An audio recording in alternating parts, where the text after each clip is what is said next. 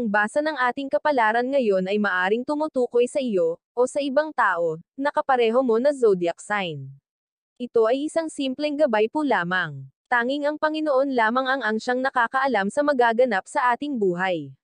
Gawing gabay at libangan lamang. Tagalog Chinese Horoscope January 26, 2024. Year of the Rat.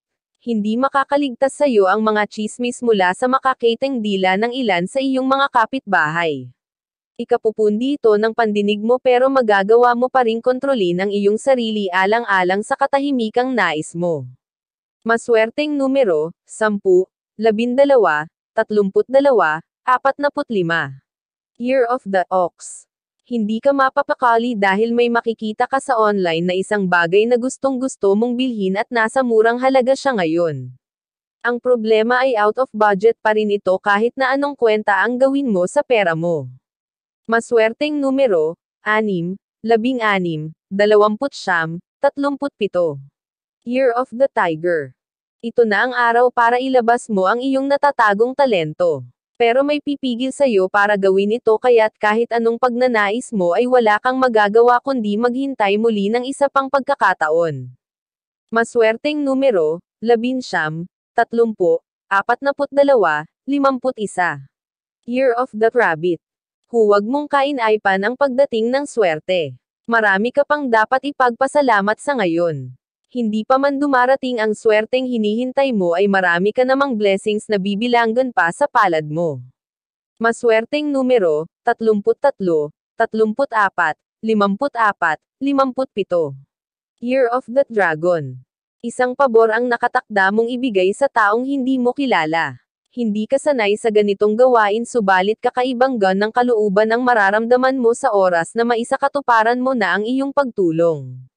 Maswerteng numero, 11, 23, 24, 48. Year of the Snake. Susubukan mong iwasan ang iyong ex pero tadhana mismo ang maglalapit sa inyo. May mga gawain kayong pagsasamahan pero huwag kang masyadong umasa na magiging dahilan ito para magkabalikan kayo. Maswerteng numero, 1, 13, 14, 15. Year of the Horse. Mag-ingat sa pagkain na walang sustansya o yung mga dirty food sa kalsada.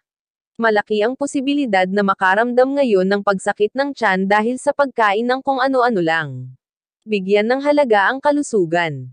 Maswerteng numero, 15, 27, 28, 49. Year of the Sheep. Higit kaninuman ay ikaw ang nakakaalam kung ano ang makakabuti para sa'yo. Alam mo naman kung ano ang tama at mali kaya't sa pagdedesisyon ay piliin mo yung tama at makakabuti para sa'yo. Iwasang makinig sa iba na walang alam sa pinagdaraanan mo. Maswerteng numero, 8, 11, 32, 42. Year of the Monkey.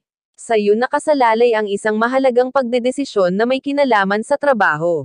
Maaari kang mang-alap ng opinyon mula sa mga pinagkakatiwalaan mo subalit sa huli ay ikaw pa rin ang dapat na magpasya.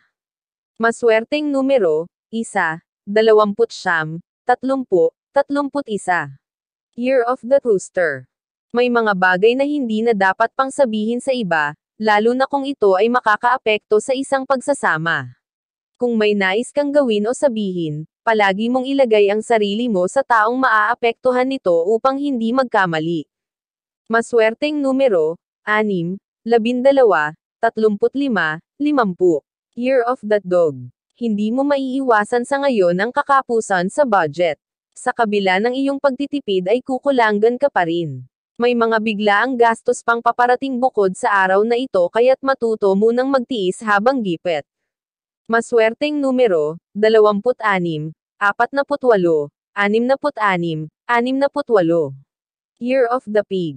Kahit papano ay maglulubag na rin ang kalooban mo sa effort na ipapakita sa iyo ng iyong mahal. Ang matigas mong damdamin ay magagawa niyang palambutin. At sa pagkakataong ito ay labis kang magpapasalamat sa kanya. Maswerteng numero, 7, 18, 50, 70. Iyan ang Tagalog Chinese Horoscope. January 26, 2024. Maraming